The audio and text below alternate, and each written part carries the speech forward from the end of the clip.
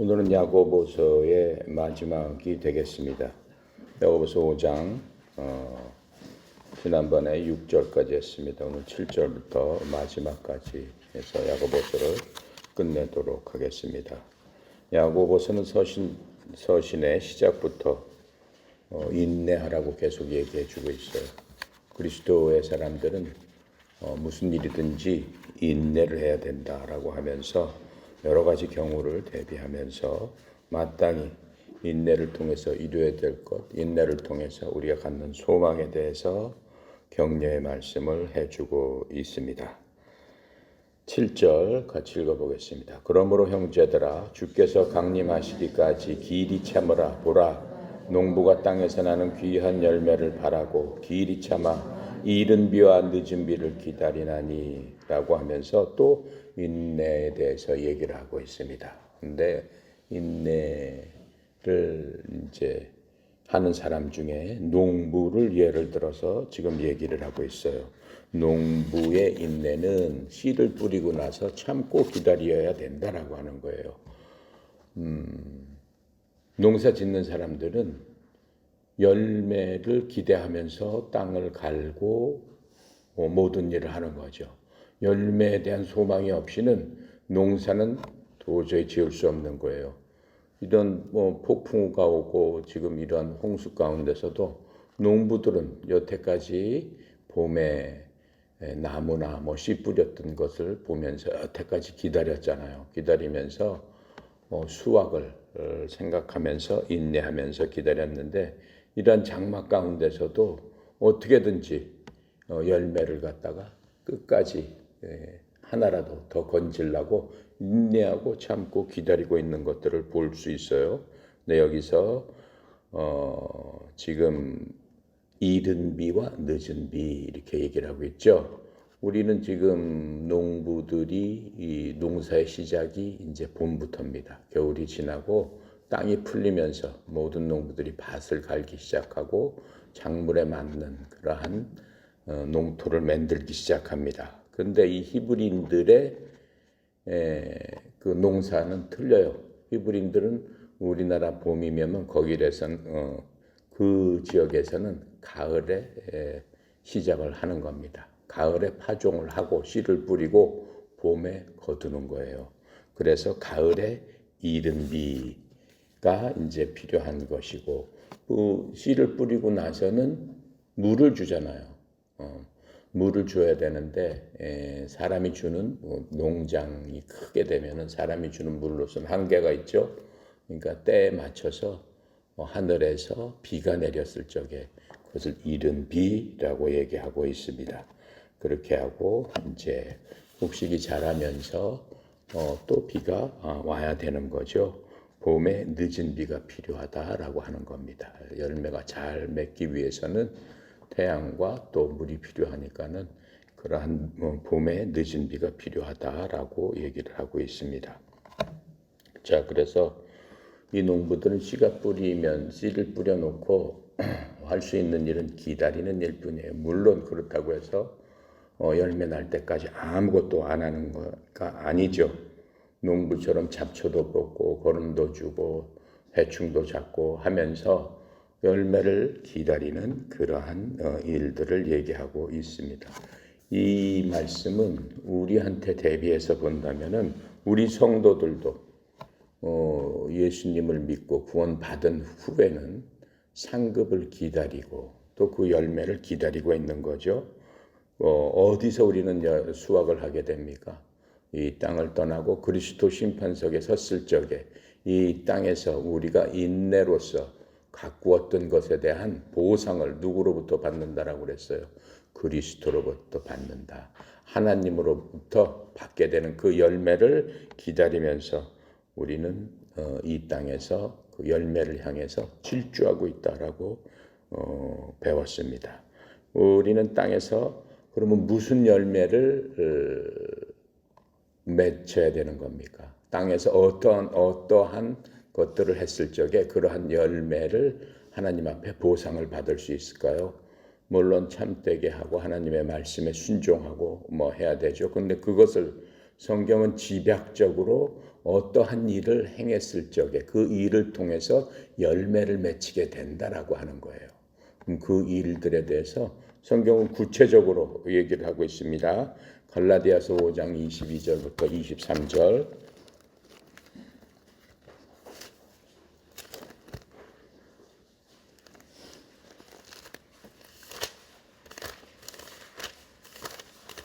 갈라디아서 5장 22절부터 23절까지 우리 다 같이 한번 보도록 하겠습니다. 신약성경 308페이지에 있습니다.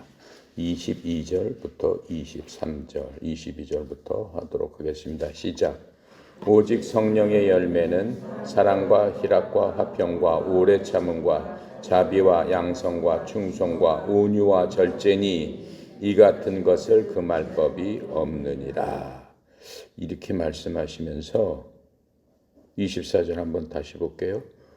그리스도 예수의 사람들은 육체와 함께 그 정욕과 탐심을 십자가에 못 박았느니라. 자, 그랬기 때문에 그러한 사람들한테 나타날 열매는 이것들이다라고 하는 거예요. 사랑과 희락과 화평과 오래 참음과 믿음과 온유와 절제와, 그렇죠? 부드러움이 우리 속에서 나타나야 된다라고 하는 거예요. 이게 열매다라고 하는 거예요. 근데 이게 삶 가운데서 반드시 나타나게끔 되어 있다라고 하는 거예요. 어떤 사람한테 예수님을 믿고 나서 믿은 다음에 예수님께서 우리한테 그 증거로 보내주신 분이 성령님이라고 했습니다. 그러니까 우리 속에 성령님이 계신 그러한 사람들한테는 반드시 그 성령의 열매가 살아있는 동안, 육체로 우리가 숨을 쉬고 있는 동안 이러한 것들이 나타나야 된다라고 얘기했습니다. 그 사람을 보면 이러한 것이 있었을 적에 하나님의 사람이구나, 성령께서 그 사람과 같이 있구나 라고 하는 것을 알 수 있는 겁니다. 그래서 그 열매가 사랑과 희락과 화평과 온유 절제 이런 것들이 각각의 사랑의 열매, 온유의 열매, 화평의 열매, 그게 아닙니다. 열매는 딱 하나예요. 그 열매 하나에 그 맛이 그렇게 다 들어가 있다라고 얘기하는 거예요. 그러니까는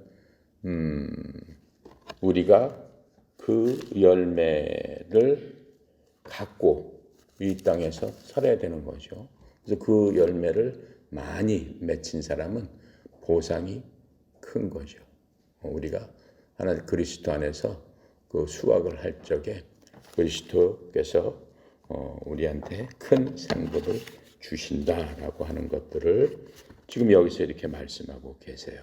자, 8절 보겠습니다. 너희도 길이 참고 마음을 굳건하게 하라. 주의 강림이 가까우니라. 이 성경에서 보면 계속 주의 재림이 가깝다라고 많이 얘기를 하고 있어요. 여기서도 이제 그렇게 얘기를 하고 있죠. 주의 재림이 가깝기 때문에 주님께서 다시 이 땅에 오실 날이 멀지 않았기 때문에 마음을 굳건히 해라라고 얘기를 하고 있습니다. 마음을 굳건히 하는 방법은 뭐겠습니까? 마음을 굳건히 해서 아까 우리가 봤던 갈라디아서 5장 22절 23절에 있는 성령의 열매가 우리 속에서 나와야 되는 건데 우리 속에 계시는 누가 계신다고 그랬어요? 성령님이 계신다고 했습니다. 성령님께서 우리를 인도하기 시작하는 거예요. 어느 때부터 인도하기 시작해요? 우리가 예수님을 나의 주인으로 삼고 나의 주인으로 삼으면서부터 주인이신 예수님께서 자신의 영인 성령님을 우리 마음속에 보내주심으로 말미암아 그 영께서 우리 마음을 매 순간순간마다 우리가 여러 가지 결정을 한다든가 어떠한 상황이 닥쳤을 적에는 성령님께서 우리 마음에 세밀한 음성으로 노크를 하신다라고 하는 거예요. 그래서 우리 마음이 어때요? 하나님께서 주시는 그 마음으로 모든 일들을 행하고 모든 일들을 순종할 수 있도록 성령님께서 계속 우리를 인도해 주신다라고 하는 거예요. 그래서 그 마음을 따라가기 위해서는 굳건한 마음이 있어야 된다라고 얘기하는 거예요. 그러니까 우리 마음은 동전의 양면처럼 두 가지로 갈 수 있다라고 하는 거예요. 똑같은 하나의 일에 대해서 한쪽은 성령님께서 말씀하시는 쪽으로, 한쪽은 내 스스로, 내 육체적으로 판단하는 그 모습으로 갈 수 있다라고 하는 거예요. 아까 갈라디아서 우리가 5장 22절, 23절 성령의 열매 다음에 24절에 우리가 한번 또 같이 읽었죠. 그리스도의 생각과 육체의 생각은 반대다라고 얘기했어요. 그런데 그것을 이기고 성령님께서 원하시는 쪽으로, 그리스도가 원하는 쪽으로 가기 위해서는 마음을 굳세게 해야 되는데, 굳세게 할 수 있는 방법은 오직 하나님의 말씀에 더 가까이 가야 되는 거고, 그리스도 옆에 붙어 있어야 되는 거고, 또 하나는 그리스도 하나님께 기도를 해야 되는 거예요. 기도를 함으로써 우리의 마음이 온전하고 순전하게 주님께 순종할 수 있는 쪽으로 내가 결정할 수 있도록, 내가 육신의 유혹으로부터 지지 않도록 그렇게 기도를 하고 하나님 앞에 나가는 거죠.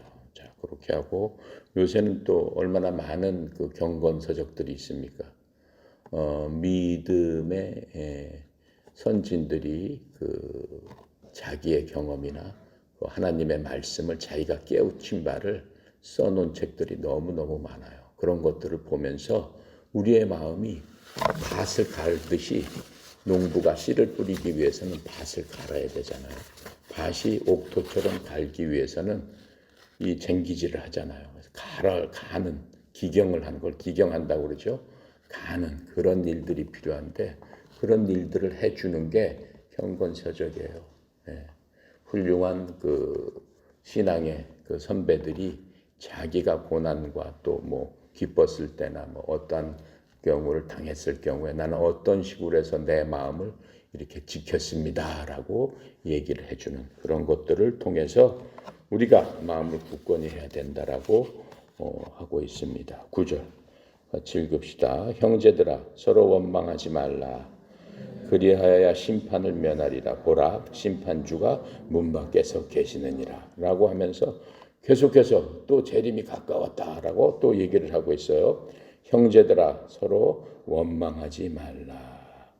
서로 원망하지 말라. 지금 이것도 원망을 하는 건 뭘로 원망하는 거예요? 말로써 원망하는 거잖아요. 그러니까 말을 조심하라. 이 야고보서에서는 3장에 보면은 혀에 대해서 계속 얘기를 하고 있죠. 이 육신 중에서 혀는 아주 세치밖에 안 되지만은 몸을 불사르는 불의의 도구다라고 얘기를 하고 있어요. 그래서 이 말을 통해서 사람을 살리기도 하고 죽이기도 하고, 동료들한테 용기를 주기도 하고, 좌절하고 낙심시키기도 하고, 그렇게 하는 것이다라고 하는 것을 우리가 볼 수 있잖아요. 그래서 그러한 것들을 조심해야 된다라고 얘기를 하고 있습니다. 자, 9절에 보면은 쓸데없이, 그렇죠? 원망한다는 건 뭐예요? 열매와 상관없는 얘기예요. 사랑과 희락과 화평과 온유와 믿음과 절제와 오래 참은 거, 이런 거 전혀 상관없는 거예요. 그런 거 상관없이 쓸데없는 일에 자기의 힘을 쏟지 말아라 라고 성경은 말씀하고 계세요. 자, 10절 한번 보도록 하겠습니다. 같이 읽겠어요. 형제들아 주의 이름으로 말한 선지자들을 고난과 오래 참음의 본으로 삼으라. 그렇게 하면서 지금 또 성경에서는 뭐라고 말씀하시냐면 형제들아라면 다 구원받은 사람들이에요. 지금 이거는 전부 구원받고 하나님의 자녀된 사람들한테만 얘기하는 거예요. 주의 이름으로 말한 선지자들의 고난과 오래 참음의 본으로 삼으라. 선지자다라는 얘기는 대언자다라는 얘기예요. 하나님의 말씀을 통해서, 그 어떤 사람을 통해서 하나님께서 이렇게 말씀하신다라고 사람들한테 선포하는 그러한 역할을 하는 사람을 대언자라고 얘기를 합니다. 근데 선지자라고 하게 되면은 같은 뜻이에요. 대언자인데 자기가 미리 무엇을 예언한다. 예언자 그런 의미가 아니에요. 하나님은 그런 사람을 그렇게 주신 적이 성경은 한 사람도 없습니다. 예언이 아니고 하나님께서 그 사람한테 줘서 그 사람을 통해서 하나님께서 말씀을 대신할 수 있도록 해주는 그런 사람들을 지금 얘기하고 있습니다. 자, 근데 그런 사람들이 그 대언자들이 다 어땠어요? 하나님의 말씀을 대언하니까 어땠겠어요? 그냥 하나님의 창조주 하나님의 말씀을 대언하니까 사람들이 우러러보고 강력한 파워를 갖고 얘기를 하니까 꼼짝 못하게 했을 것 같죠? 그렇지가 않습니다. 그냥 대언자임에도 불구하고 대부분 많은 고난을 받았어요. 하나님의 말씀을 전한 사람임에도 불구하고. 자, 그래서 이 대언자는 언제까지 있었냐면은 예수님이 돌아가시고 요한복음이 90년경에 쓰여지면서 이 성경책이 완성이 됐는데 하나님의 말씀이 끝이 났는데 그때까지 성경이 쓰여지기 전까지는 대언자가 필요했죠. 왜냐하면 성경이 쓰여진 이후에는 말씀이 육신에서 오셨고 말씀이 하나님과 함께 계셨고 말씀은 하나님이시다라고 했으니까 말씀을 통해서 우리한테 하나님의 모든 것들을 보여주셨어요. 그게 완성되기 전까지는 누군가가 얘기를 했어야 되는 거예요. 하나님의 말씀은 이렇다. 말씀에 순종해라. 그래서 하나님께서 사람을 통해서 말씀을 해주셨지만 이제는 그럴 필요가 없는 때가 됐다라고 하는 거예요. 그래서 성경이 완성이 되면서 하나님의 모든 말씀이 이제 글로써 써졌기 때문에 더 이상 대언자는 필요 없는 겁니다. 그래서 지금 하나님의 말씀을 받아서 뭘 예언한다 하면 책이 계속 써져야 되는 거죠. 그렇죠? 성경이 계속 늘어나야 되는 거죠. 그러니까는 누구를 통해서 하나님께서 사람들한테 예언한다. 그거는 있을 수 없는 시대가 됐다라고 하는 거예요. 그것은 가짜다라고 얘기하는 거예요. 물론 개인적으로 하나님께서 만나 주실 수는 있어요. 하나님께서 어떤 사람을 만나서 자기한테 얘기를 해줄 수도 있는 거죠. 그건 하나님의 주권적인 뜻이니까.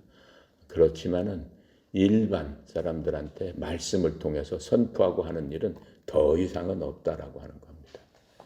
자, 우리가 그렇게 생각을 하면 되겠고, 이제 대언자들이 구약에서도 사실은 굉장히 많았어요. 특별히 이제 성경에 보면 예레미야라는 선지자가 있어요. 대언자가 있어요. 근데 대언자 중에서도 성경은 대언서를 소선지서, 대선지서라고 해가지고 이렇게 나눠놓고 있습니다. 예레미야는 큰 선지자 중에 한 명이에요. 근데 그 예레미야가 국가가 망하기 전에 외친 거예요. 하나님의 말씀이 이러니까 모든 백성들은 회개하고 주님 앞에 무릎 꿇고 어떻게 해야 된다. 하나님께서 우리나라는 어디랑 손을 잡고 나가야 된다. 그런 것들을 알려주셨는데도 불구하고 백성들이 얘기를 듣습니까? 안 들어요. 예레미야 시대 때 그 선지자가 얘기를 했지만 불과 그 예레미야의 말씀을 통해서 회개하고 돌아오는 사람은 불과 10사람도 안 될 거예요. 그리고 그 예레미야를 막 진흙 구덩이, 그냥 그 진흙이 척척한 그런 동굴 같은데, 그 우물 같은데 빠뜨려 놓고 고난을 받게 했던 그러한 선지자가 예레미야예요. 그때는 거짓 선지자들이 나와가지고 예레미야보다 더 크게 외치는 거야. 그랬더니 그 왕과 백성들이 다 그 사람 얘기를 듣는 거예요. 그 결국은 어떻게 되는 겁니까? 이스라엘이 망하는 그러한 것들을 우리가 볼 수 있습니다. 이런 예레미야 같은 그러한 그 대언자들의 그러한 것들을 너희들이 생각하고 인내해라 라고 성경은 말씀해주고 있는 겁니다. 11절 같이 보겠습니다. 보라, 인내하는 자를 우리가 복되다 하나니 너희가 욥의 인내를 들었고 주께서 주신 결말을 보았거니와 주는 가장 자비하시고 긍휼히 여기는 이시니라. 이제 욥에 대해서 하나님께서 말씀을 하기 시작하는 겁니다. 그 예로서 또 욥을 하나 얘기를 들었어요. 성경에 욥 하면은 고난의 대명사예요. 욥은 성경책 중에서 가장 오래된 게 욥기예요. 욥기가 이 성경책 중에서 가장 사실은 먼저 쓰인 그 성경책이에요. 욥이 썼는데 창세기, 출애굽기, 레위기, 민수기, 이거 모세오경은 모세가 제일 처음 썼죠. 그러니까는 BC 1500년경에 썼습니다. 모세가. 그런데 욥은 언제 사람이냐면은 모세 이전 500년 전의 사람이에요. 그러니까 500년 전에 또 누가 있었냐면 아브라함이 있었죠. 아브라함보다 전때 살던 사람이에요. 그 시대쯤에 살던 사람이에요. 그 욥이 이제 욥기를 썼습니다. 여기 쓰면서 욥기에 보면은 욥은 동방에서 의로운 자다라고 성경에 써 있습니다. 동방에서 의로운 자인데 욥을 하나님이 잘 믿는데 어느 날 하나님께 마귀가 와서 사탄이가 와서 하나님한테 말씀하는 거예요. 하나님, 저 욥이 하나님의 말씀에 순전하게 순종하고 잘 믿는 것 같지만 아닙니다. 저 욥이 하나님께서 복을 주고 재물을 많이 갖고 다복하기 때문에 그냥 하나님 믿는 거지 저거 없어져 보세요.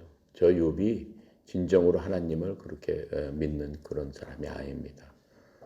저로 하여금 한번 시험하게 해주세요라고 하나님 앞에 어느 날 얘기를 합니다. 그래서 하나님께서 그래, 내가 알기에 욥은 그런 사람이 아니다. 순전하고 온전한 사람이다. 한번 테스트를 해봐라 라고 허락을 하십니다. 그렇게 하면서 욥이 동쪽에서는 가장 많은 재물과 많은 복을 받았던 사람인데 하루아침에 모든 재물이 날아가고 자식들이 다 죽게 되고 부인은 하나님을 그렇게 잘 믿더니 이 꼴이 뭐냐 하나님 앞에 아직도 그렇게 하고 있느냐 하나님 저주하고 떠나라 가서 죽어라 막 이렇게 포악을 떨고 부인이 집을 나가버립니다. 그렇게 하면서 욥이 모든 재산을 잃었을 뿐만 아니라 자신의 몸에 아주 악한 종기가 나와가지고는 어떻게 되는 거예요? 본인이 그냥 그 잿더미 위에서 그 톡이 부서진 걸로 몸을 북북 긁어야 될 정도로 심한 그러한 고통을 받게 되는 그러한 처지에 있게 됩니다. 그러니까는 이제 친한 친구들이 와서 욥한테 얘기합니다. 너 하나님 앞에 진 죄가 많아서 그러는 거니까 너 회개해야 된다. 네가 이제까지 복을 하나님 앞에 받았지만 네가 은밀한 죄가 있어서 그런 거니까 회개해라라고 막 하고 얘기를 합니다. 그런데 어쨌든 간에 욥은 어떻게 해요? 끝까지 하나님에 대한 믿음을 잃지 않습니다. 하나님에 대한 믿음을 잃지 않고 내가 이 고난 가운데서도 하나님께서 이 고난을 통해서 나를 불러서 이렇게 단련하시니까 내가 단련받은 후에는 정금같이 나와서 하나님께 쓰임을 받으리라 하는 그러한 유명한 신앙 고백이 있죠. 고난을 받을 적에 유비한 그러한 신앙 고백을 본받아서 끝까지 인내해라 라고 성경은 지금 말씀해 주고 계시면서 욥의 예를 들고 계시는 겁니다. 그래서 욥은 그 고난 가운데서도 하나님에 대한 믿음, 하나님에 대한 신뢰, 그 고난 가운데서도 하나님께서 이것을 나를 저주하시는 게 아니라 신실하신 하나님께서 나를 더 쓰시기 위해서 더 훈련하시는구나. 내 믿음을 더욱더 연단시키시는구나. 내가 이 고난이 다 끝난 데는 다음엔 하나님께서 나를 더 크게 쓰실 것을 내가 믿고 참고 인내합니다. 라고 신앙을 끝까지 지켰을 적에 하나님께서 어떻게 해요? 사탄이가 진 거죠. 내기를 해서 욥한테 진 거죠. 그 신앙을 끝까지 지킨 그 욥한테 정확하게 2배로 하나님께서 복을 주십니다. 자녀도 2배로 복을 주시고 그다음에 모든 재산도 2배로 복을 주세요. 부인도 2배로 주셨겠어요? 부인 얘기는 안 나옵니다. 부인은 2배로 안 주셨겠죠? 그 부인하고 같이 살든지 뭐 다든 뭐 좋은 부인을 줬든지 그 얘기는 안 나오는데 어쨌든 2배로 다 주셔가지고 그 욥을 축복하시는 그 사례를 지금 얘기하고 있습니다. 그래서 욥의 사례의 경우는 마귀가 이렇게 성도를 괴롭힐 수도 있다라고 하는 겁니다. 그렇잖아요. 마귀가 시킨 거거든요. 그래서 이 마귀가 이렇게 할 수도 있다라고 하는 거예요. 그래서 많은 경우에 그렇게 안 해주실 수도 있어요. 이 고난이 그냥 끝나고 나한테 욥처럼 2배, 3배 주세요. 그렇게 안 해주실 수도 있어요. 네. 안 해주실 수도 있을 경우에는 대부분 하나님께서 이 고난하고 인내하고 하면 회복 다 시켜주시지만 그렇게 안 하는 경우도 많이 있죠. 안 하는 경우가 있는데 그 경우는 바울의 고백처럼 바울이 하나님 앞에 병이 걸렸을 적에 3번이나 간구하면서 하나님 앞에 내 몸에서 병을 좀 없애주세요라고 간절히 기도했어요. 근데 하나님께서 바울한테 뭐라고 얘기했어요? 내 은혜가 네게 족하다 이렇게 말씀하시면서 병을 고쳐주지 않으셨어요. 그러니까 우리도 그러한 신앙을 가져야 된다라고 하는 거예요. 예, 그렇게 안 해주실지라도 그렇죠? 서로 우리가 간구하는 모든 것들을 고쳐주지 않으실지라도 그 은혜가 나한테 주신 그 은혜가 내게 족합니다라고 할 수 있는 그 믿음을 가져야 된다. 그 인내를 가져야 된다라고 하는 겁니다. 12절 같이 하겠게요. 내 형제들아 무엇보다도 맹세하지 하늘로나 땅으로나 아무 다른 것으로도 맹세하지 말고 오직 너희가 그렇다고 생각하는 것은 그렇다 하고 아니라고 생각하는 것은 아니다 하여 정죄받음을 면하라. 여기서도 또 말에 대한 얘기잖아요. 맹세하는 것은 말로써 하는 거잖아요. 이 이스라엘 사람들은 되게 맹세하는 것을 좋아합니다. 걸핏하면 맹세를 해요. 맹세를 하고 지키지 못하는 경우가 많이 있다라고 하는 거예요. 자, 그러니까는 되도록이면은 쓸데없는 말을 많이 하지 말아라라고 지금 얘기를 하고 있죠. 이 맹세에 관해서 주님께서 그리스도께서 말씀하신 게 있어요. 마태복음 5장 33절. 마태복음 5장 33절 신약 6페이지죠. 마태복음 5장 33절부터 37절까지 주님께서 맹세하지 마라라고 하시면서 하신 얘기를 같이 읽어봅시다. 또 옛사람에게 말한 바 헛맹세를 하지 말고 내 맹세한 것을 주께 지키라 하였다는 것을 너희가 들었으나 나는 너희에게 이르노니 도무지 맹세하지 말지니 하늘로도 하지 말라. 이는 하나님의 보좌이며 땅으로도 하지 말라. 이는 하나님의 발등삼이요 예루살렘으로도 하지 말라. 이는 큰 임금의 성이며 내 머리로도 하지 말라. 이는 내가 한터럭도 희고 검게 할 수 없습니다. 오직 너희 말이 옳다 아니라 하라. 이에서 지나는 것은 악으로부터 나느니라. 왜 그렇게 맹세하지 말라고 그래요? 36절 때문에 그러는 거예요. 우리 스스로 모든 것들을 할 수 있는 능력이 사실은 없다라고 하는 거예요. 하나님께서 이루어주시지 않으면 되지 않으니까 그게 헛맹세가 되고 잘못하면 그게 죄악이 된다라고 말씀하시는 거예요. 그러니까 모든 일들의 모든 결정은 하나님께서 하시는 거다라고 하는 거예요. 누구한테? 하나님의 백성인 경우에. 그렇죠? 그러니까는 함부로 맹세해서 네 멋대로 하지 마라. 왜 그래? 그 모든 앞길, 하나님의 자녀들의 모든 앞길은 하나님께서 결정하시는 거예요. 그래서 우리가 기도할 적에 주님 이렇게 얘기하잖아요. 주님.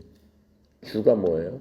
주인님. 누구의 주인? 나의 주인이신 하나님. 그러니까는 내가 종은 자기가 뭐 결정할 권한이 있어요? 없어요? 없잖아요. 종에 대한 모든 권리는 주인이 갖고 있단 말이에요. 그러니까는 네 멋대로 앞으로 뭐 어떻게 하겠다 결정하지 말아라라고 지금 얘기를 하고 계시는 것을 우리가 직접 예수님의 말씀을 통해서 알 수 있습니다. 13절 보도록 하겠습니다. 자, 13절 같이 읽을게요. 너희 중에 고난하는 자가 있느냐? 그는 기도할 것이요. 즐거워하는 자가 있느냐? 그는 찬송할지니라.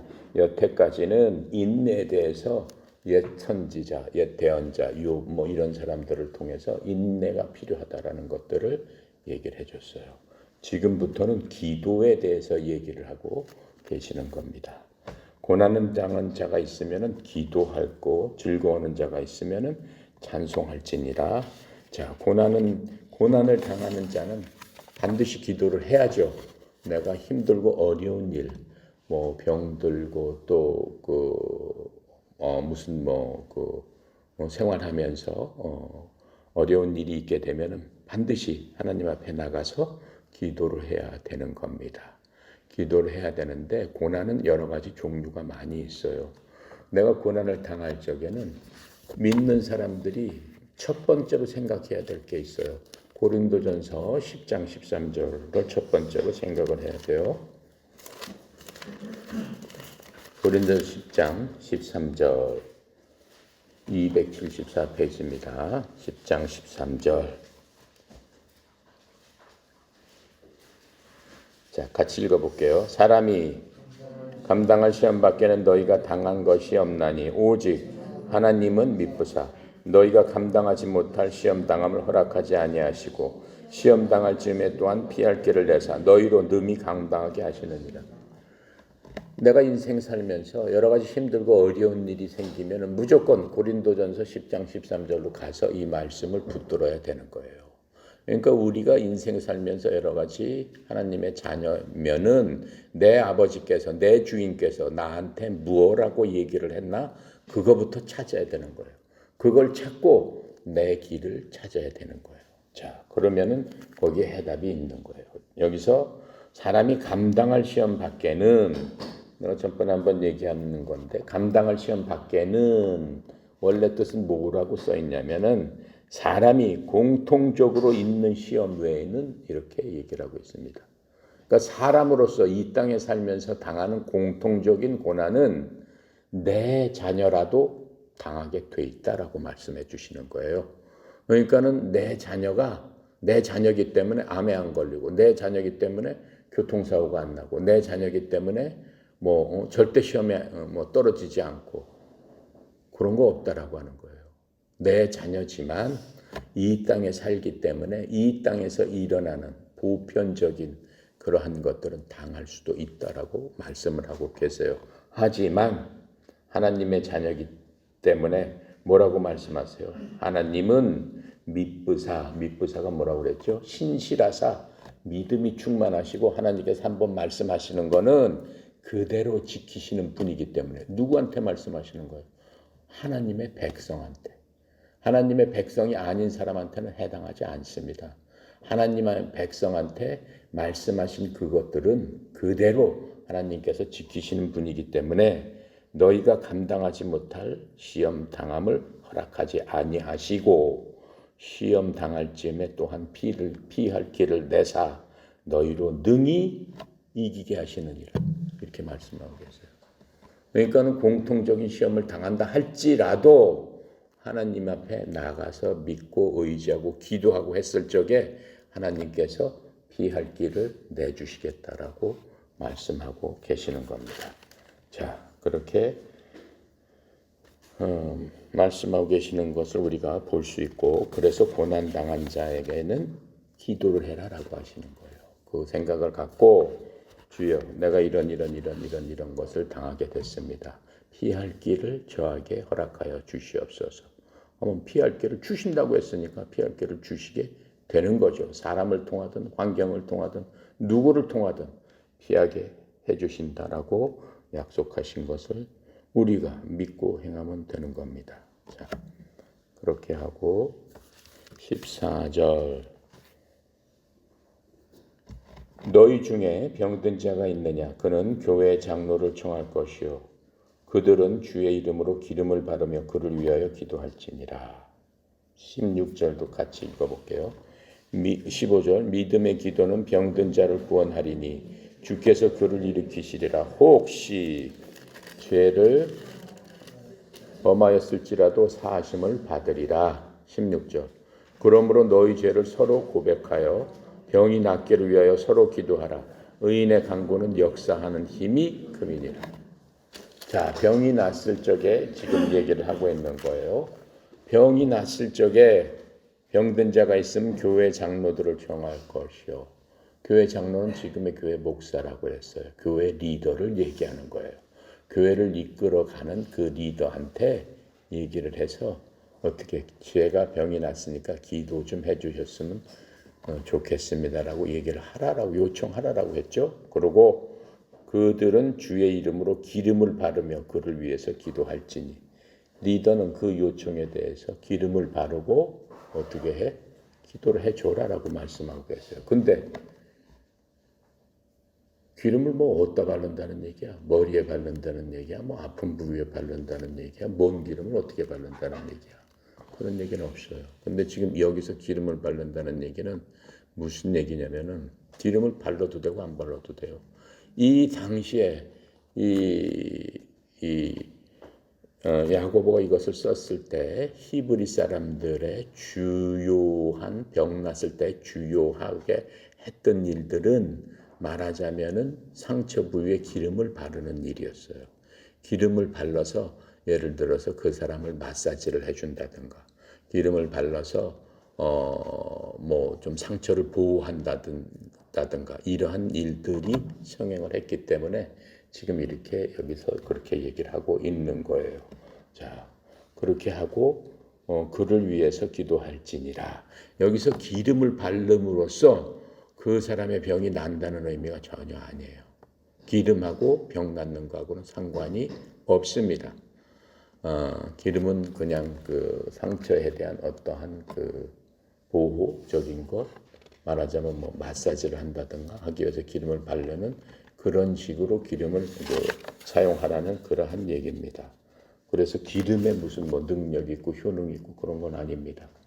절대로 그런 건 아니고, 자, 그렇게 하면서 어떻게 기도를 해줘라 라고 지금 얘기를 하고 있어요. 근데 기름은 15절에 보니까 믿음의 기도는 병든 자를 구원하느니라 라고 얘기를 하고 있죠.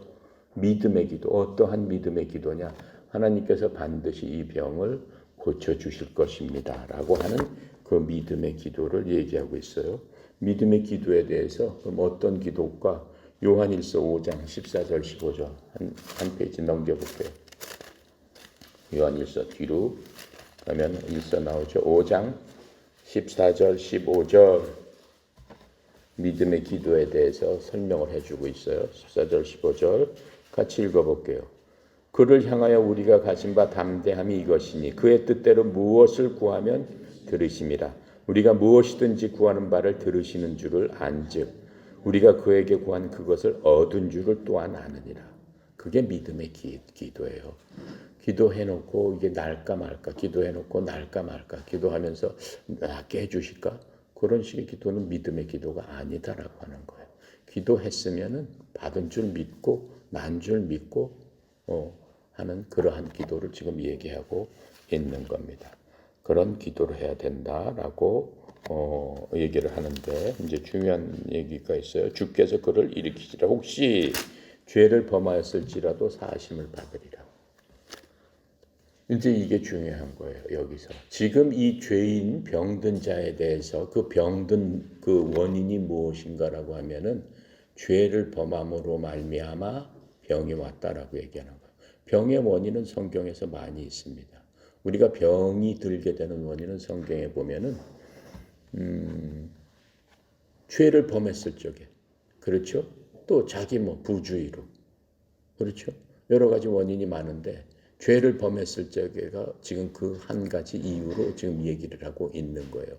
죄를 내가 범했다라고 얘기했을 적에 지금 여기서 구원받은 사람을 얘기하고 있는 거예요. 여기서는 구원받은 사람이 병 들었을 적에 네가 목사를 청해서 기름을 바르고 기도해 달라고 해라. 목사의 기도가 어떻게 병을 낫게 할 수도 있다. 믿음의 기도가, 목사의 기도가 아니고 그 목사가 기도할 적에 믿음으로 기도했겠죠. 뭐 병이 뭐 날래나 말래나 뭐 하려니까 한다. 그럼 그건 아닌 거예요. 기도하면은 내 주실 줄로 확실히 믿습니다라고 목사가 기도를 해야 되는 거죠. 그렇게 했을 적에 그 병든 사람은 죄로 인해서 병이 들은 사람이다 지금 얘기를 하고 있어요. 근데 믿는 사람이 죄로 인해서 병이 들 경우는 어떤 경우일까요? 하나님을 대적한다든가 어떻게 공동체에서 무언가 허물을 잘못을 저질렀다든가 했을 적에 죄를 통해서 그 병이 올 수 있다라고 얘기를 하는 거죠. 자, 16절 볼게요. 그러므로 같이 읽어볼게요. 그러므로 너희 죄를 서로 고백하라. 병이 낫기를 위하여 서로 기도하라. 의인의 간구는 역사하는 힘이 큼이니라. 그러므로 죄를 서로 고백하라. 죄를 서로 고백해요? 내가 무슨 죄를 졌습니다. 죄는 누구한테 고백하는 거야? 하나님한테 하는 거야. 하나님한테. 사람한테 하는 거야? 죄는 사람한테 고백하는 게 아니에요. 그 사람한테 내가 죄 진 사람한테 가서는 어떻게 하는 거야? 내가 회개하는 거야. 내가 당신 것을 훔쳤습니다. 내가 잘못했습니다. 미안합니다. 하고 포상을 해주는 거예요. 예. 죄를 고백하는 게 아니에요. 죄에 대한 고백은 오직 하나님께만 하는 거예요. 사람한테는 자기의 잘못을 고백하는 거예요. 아, 친구야, 내가 네 마음을 아프게 했으니까 내가 참 잘못했다. 보통 이렇게 하잖아요. 친구랑 화해할 적에. 그렇죠? 부모님한테도 부모님, 제가 부모님 말씀을 어겼으니까 부모님 마음을 아프게 제가 정말 죄송해요. 이렇게 부모님한테 고백을 하잖아요. 그렇죠? 죄를 고백은 하나님께서 죄를 우리한테 주시는 거란 말이에요. 부모님이 우리한테 죄를 주세요? 아니란 말이에요. 죄를 줄 수 있는 분은 오직 하나님만 하신단 말이에요. 그러니까 죄를 고백하는 거는 하나님께 하는 거예요. 이거는 이 원문을 잘못 이제 그 해석을 한 거, 잘못 그 번역을 한 거예요. 그래서 그러므로 너희 잘못들을 서로 고백해라 이렇게 얘기를 해야지 맞는 거예요. 로마 가톨릭 교회에서는 죄를 지면은 어떻게 해요? 고해성사라는 것을 해요. 고해성사라는 것을 해서 잘못하면은 신부하고 1대1로 가서 검은 데 들어가서 이거 커튼 쳐놓고 여기 들어봤죠? 예. 여기 뭐 가톨릭 교인이 있으면 아마 해봤을 거예요. 고해성사는 아주 중요한 거예요. 항상 해야 되는 거야. 거기에 들어가서 신부님한테 제가 무슨 죄를 지었습니다. 이렇게 얘기를 해요. 제가 남의 도적질을 했습니다. 못했습니다. 잘못을 신부한테 고백을 한단 말이에요. 그렇죠? 지금 죄를 서로 고백하라. 고해성사는 잘못된 거다.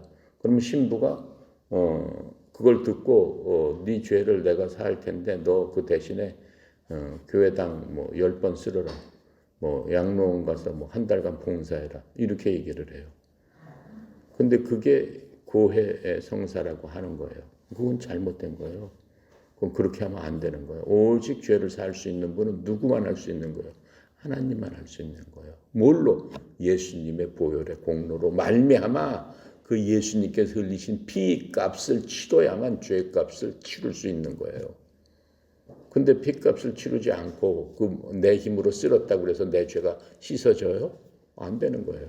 인간관계에 화해는 할 수 있을지언정 하나님께서 보시는 의로운 자는 될 수 없다라고 하는 거예요. 그런데 이 고해성사를 그럼 왜 해? 가톨릭 교회에서는 이 규제를 갖고 고해성사를 하는 거예요. 여기 성경에 써 있지 않냐? 죄를 서로 고백하라고 써 있지 않냐? 이 규제를 갖고 하는 거예요. 이거는 여기서 죄를 서로 고백하라 이렇게 해석하면 이거는 큰일 나는 거예요. 잘못을 서로 고백해라. 내가 잘못했습니다, 형제님. 그건 하잖아요. 그래요. 내가 이해했습니다. 내가 용서하겠습니다. 그렇게는 인간끼리 화해를 하는 그런 것들을 지금 얘기하고 있는 거예요. 자, 그래서 병이 낫기를 위하여 서로 기도하면 의인의 간구는 역사함이 큼이니라 해서 여기서 말하는 그 병든 자는 성도들끼리 그런 식으로 잘못을 했을 적에 기도를 해주고 그렇죠? 목사가 기도를 해주고 서로 잘못을 화해를 했을 적에 하나님께서 병을 낫게 해주신다. 그것으로 인해서 죄를 진 사람들에게 라고 지금 해석을 해야 되는 게 맞는 겁니다. 자, 17절 같이 할게요. 엘리야는 우리와 성정이 같은 사람이로되 그가 비가 오지 않기를 간절히 기도한즉 3년 6개월 동안 비가 오지 아니하고 18절 다시 기도하니 하늘이 비를 주고 땅이 열매를 맺었느니라 이렇게 얘기를 하고 있어요.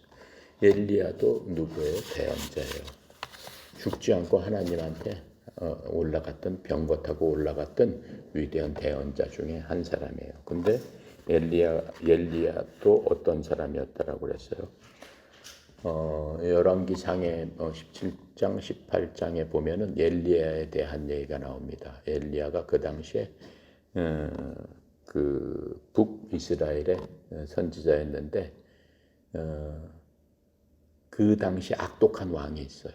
아합과 이세벨 그 시대 때 선지자였어요. 하나님의 말씀을 전한 사람인데 엄청 이 왕들이 핍박을 했어요. 이세벨이나 아합은 하나님을 믿지 않았어요. 그 사람들은 우상 숭배하는 그러한 사람이에요. 그 아합 왕의 그 부인 이세벨은 이방 사람이에요. 이방 종교를 하는 그 이방 종교의 제사장의 딸을 자기 왕이 부인으로 삼아가지고 북이스라엘을 엉망진창으로 만드는 그런 사람이에요. 그래가지고 그 당시에 엘리야가 이제 하나님께 기도해서 3년 반 동안 그 전체 땅에 비가 한 방울도 내리지 않습니다. 3년 반 동안 내리지 않고 제단 위에서 아합과 이세벨이 새기던 그 이방 그 제사장들, 아세라 그 제사장 400명, 그 다음에 또 다른 종교 제사장 450명, 그래서 850명 대 그 산꼭대기에서 엘리야가 대결을 합니다. 대결을 하는데 하나님의 불이 와가지고 전부 다 죽여버리고 재물을 갖다가 하나님의 불이 와서 다 살라버리고 물을 갖다 해놓은 것도 그냥 하나님의 불이 와가지고 완전히 말려버립니다. 그랬을 적에 이제 3년 6개월 동안 이제 비가 안 오는데 엘리야가 하나님 앞에 간구를 합니다. 햇빛이 짱짱 나는데 하나님 이 땅에 비를 내려주세요. 하나님의 권능을 보여주세요. 라고 간구를 합니다. 비가 안 와요. 내리지 않아요. 엘리야가 몇 번 간구를 해? 7번이나 간구를 해요. 거기서. 대선지자임에도 불구하고 하나님의 대언자임에도 불구하고 끊임없이 하나님께 계속해서 간구를 하는 것들을 지금 여기서 그렇게 얘기하는 거예요. 그래서 3년 6개월 만에 저쪽 하늘에 서쪽 하늘에서 손바닥만한 구름이 하나 나타납니다. 손바닥 하나 구름이 나타나니까 엘리가 이제 됐다. 이제 큰 비가 오니까 왕이셔. 빨리 이 산에서 내려가셔. 큰 홍수가 나니까. 하면서 조금 있으니까 엘리야 말대로 그 땅에 비가 엄청 오는 그러한 것들을 지금 얘기하고 있는 겁니다. 자, 그래서 이 엘리야처럼 그렇죠? 이렇게 인내하면서 하나님 앞에 기도하고 끊임없이 기도하고 하는 기도의 사람이 되어야 된다라고 얘기를 해주고 있습니다. 19절 20절 같이 하겠습니다. 내 형제들아 너희 중에 미혹되어 진리를 떠난 자가 누가 돌아서게 하면 너희가 알 것은 죄인을 미혹된 길에서 돌아서게 하는 자가 그의 영혼을 사망에서 구원할 것이며 허다한 죄를 덮을 것임이냐. 형제들아 이렇게 얘기하면서 너희 중에 미혹된 어떻게 진리를 떠난 자, 그리스도의 도에서 떠난 이방인으로 간 사람이라든가 아니면은 또 예수님을 믿다가 믿지 않는 그러한 사람들을 어떻게 너네들이 데리고 와야 되지 않겠느냐라고 말씀하고 계세요. 그러면서 여기서는 그런 사람뿐만 아니라 주위에 믿지 않는 미혹된 그렇죠? 그리스도를 믿지 않는 것은 미혹된 거죠. 그 마음에 뭔가에 미혹돼서 예수님을 못 믿는 거죠. 그런 사람들을 진리 가운데로 데리고 와서 지옥불에 떨어지는 그런 것들을 안타깝게 생각해야 되지 않고 해야 되지 않겠느냐. 그 사람들을 건져내야 되지 않겠느냐라고 하는 애타는 심정으로 이렇게 얘기를 하고 있습니다. 그래서 그의 영혼을 사망에서 구원하고 또 허다한 죄를 덮게 해줘야 되지 않느냐. 그리스도를 믿는 순간 우리가 죄를 졌던 모든 것들이 어떻게 되는 거예요? 덮어지는 거죠. 덮어지는 것이 아니고 완전히 없어지는 거죠. 자, 그렇게 하면서 이제 야고보서를 마쳤습니다. 그래서 야고보서를 다시 한번 정리해 보면은 야고보서는 우리 그리스도인들의 실천적인 삶을 어떻게 살아야 된다라고 하는 것들을 말씀해 주고 있는 거예요. 신약의 잠언이라고 얘기했죠. 지혜서다라고 얘기를 하고 있습니다. 우리가 지혜롭게 살기 위해서는 첫 번째, 인생에 여러 가지 만나는 시험이 있는데 그 시험에서 어떻게 해야 된다? 인내를 해야 된다. 인내하면서 참고 기다려야 된다. 왜 그래? 하나님께서는 신실하신 분이시기 때문에 우리한테 하신 그 약속의 말씀을 붙들고 기다려라 라고 말씀하세요. 두 번째, 하나님의 말씀에 내가 과연 지금 순종하며 살고 있는가? 아니면은 내 생각대로 살고 있느냐? 곰곰이 생각해라 라고 말씀하세요. 세 번째, 내 마음속에 무슨 일을 판단할 적에 누구를 보던 그 사람에 대한 백그라운드, 그 사람에 대한 무슨 판단 기준이 내 속에서 작용을 하는가, 아니면 그 사람을 그냥 하나님의 사람으로서 보면서 내가 생각을 하는가, 즉 내 마음속에 편견이 있는가라고 하는 것들을 곰곰이 생각해라. 또 내가 무슨 일을 하면서도 공정하게, 그런 편견 없이 공정하게 하는가를 생각해라 라고 얘기를 해주고 있습니다. 또 네 번째로, 내가 일상을 살면서 내 혀를 조심하고 있는가. 성경은 듣기는 잘 듣고 말하기는 더디해라 라고 말씀을 하고 있죠. 다섯 번째는, 나는 하나님의 친구인가 세상의 친구인가. 세상의 친구는 뭐하는 사람이라고 그랬어요? 간음하는 자라라고 그랬어요. 나는 그리스도의 신부 될 사람이기 때문에 오직 신랑 예수만 바라보고 있는가. 그것을 생각해라. 그 다음에 내 모든 뜻, 내 모든 계획, 앞으로의 내 모든 할 일들을 하나님의 뜻 안에서 내가 세웠는가. 곰곰이 생각해라. 그 다음에 내가 모은 재물, 크던 작던 정당하게 모으고 또 정당하게 내가 쓰고 있는가? 그것도 곰곰이 생각해봐라. 또 어려울 때 내가 하나님 붙들고 기도했나? 생각해봐라. 또 병이 생겼을 적에 내가 목사님한테 도움을 청하고 했는가? 그것도 생각을 해보고, 마지막으로 진리를 떠난 그러한 사람들을 내가 불쌍하게 여기면서 진리 가운데로 인도하려고 내가 노력했나 생각해봐라. 이게 야고보서가 우리한테 삶 가운데서 실천적으로 이렇게 해야 되지 않느냐라고 말씀하시는 주요한 주제입니다. 자, 기도하고 마칩니다. 감사하시고 거룩하신 하나님 아버지, 참으로 하나님의 은혜의 영광을 찬양합니다. 야고보서를 통해서 그리스도께서 우리에게 베푸신 그 크신 사랑이 내 속에서 성령의 열매로 나타나게 하시고, 성령의 열매를 통해서 많은 사람들에게 유익을 주는 그러한 삶을 사는 저희들 다 되길 원합니다. 아버지 하나님, 하나님께서 친히 말씀하신 그 말씀이 내 속에 새겨지고 내 마음판에서 실천적으로 옮겨져서 많은 사람, 또 우리 주 예수님을 영화롭게 하고 하나님 모시기에 참으로 기뻐하는 그러한 삶을 사는 저희들 다 되도록 저희를 인도하여 주시옵소서. 특별히 우리 교육생들, 또 선수들, 또 지도자들, 지부장들 하나님 축복하여 주셔서 삶 가운데서 하나님 말씀하신 그 말씀을 붙들고 승리하며 주님 앞에 나가서 하나님께서 주실 그 상급을 바라보며 오늘도 한 발짝 한 발짝 걸어갈 적에 주님께서 동행하셔서 마음속에 확신과 또 마음속에 큰 기쁨과 하나님께서 주시는 자유와 평강 가운데 승리하는 하루 되도록 주여 도와주시옵소서.